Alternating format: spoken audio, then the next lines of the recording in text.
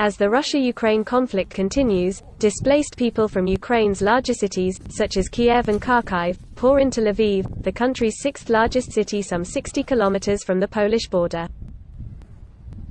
Lviv has become a major transit point since the outbreak of the conflict, from where many Ukrainians continue their westward journey into Poland. To accommodate the influx of Ukrainians, many public facilities of Lviv have been turned into reception centers and shelters. Now I'm south of Lviv, a western city of Ukraine. And this is a church school, but now it is turned into a settlement point.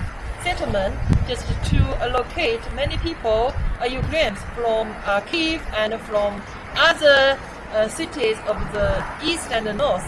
And there are about 150 people living here.